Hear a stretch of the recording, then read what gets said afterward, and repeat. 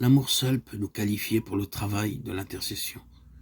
Savez-vous quelle est la partie la plus difficile et la plus importante de l'œuvre de Dieu dans les bas-fonds? C'est le travail de l'intercession. Il faut aller à Dieu et prendre le temps de le saisir. Un homme peut être un vrai chrétien, un vrai pasteur. Il peut faire du bien, et pourtant, combien souvent il est obligé de confesser qu'il connaît mal ce que c'est que de passer du temps avec Dieu. Frères et sœurs en Christ, bien-aimés, que Dieu nous donne le don royal d'un esprit d'intercession, un esprit de prière et de supplication.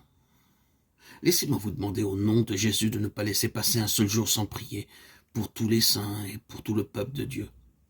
Je m'aperçois qu'il y a des chrétiens qui pensent peu à ces choses. Je sais qu'il y a des groupes de prière où l'on prie pour les membres de l'Église et pas pour tous les croyants. Je vous en supplie, prenez le temps de prier pour l'Église de Christ. Prenez le temps de prier pour les païens, prenez le temps de prier pour les missionnaires et pour le travail d'évangélisation et pour les inconvertis. Paul recommandait aux chrétiens de prier pour tous les saints. Que cela soit votre première prière de chaque jour. Seigneur, bénis les saints partout où ils se trouvent. L'état de l'Église de Jésus-Christ est très bas. Plaidons pour le peuple de Dieu, pour que Dieu les visite. Plaidons les uns pour les autres, pour tous les chrétiens qui s'efforcent de travailler pour Dieu. Que l'amour remplisse votre cœur. Demandez à Christ de remplir votre cœur d'amour tous les jours. Essayez de réaliser en vous, par le Saint-Esprit, ceci: je suis mis à part par le Saint-Esprit. Et le fruit de l'Esprit, c'est l'amour. Nous avons parlé dans les précédents audios de s'attendre à Dieu, qui nous accorde donc dans les jours qui viennent, qui nous accorde dès aujourd'hui même,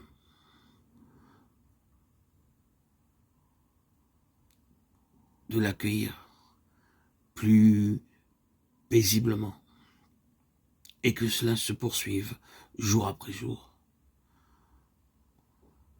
Ne vous attendez pas à Dieu seulement pour vous-même, ou vous perdrez bientôt la possibilité de le faire, mais donnez-vous au ministère de l'intercession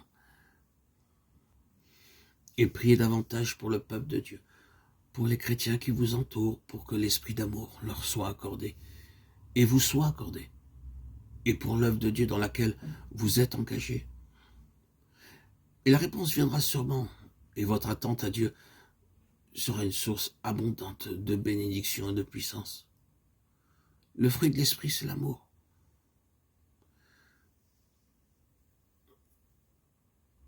Je crois que nous devons nous approcher de Dieu dans l'intercession.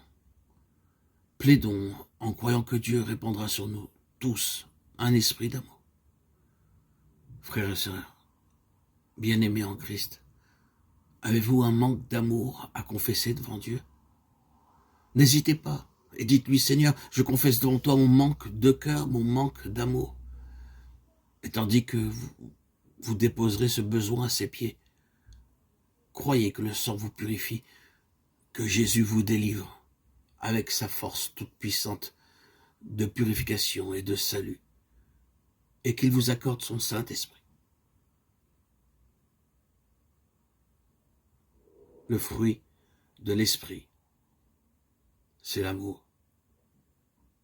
Recevez-le. Demandez au Seigneur l'Esprit de Dieu, l'Esprit d'amour.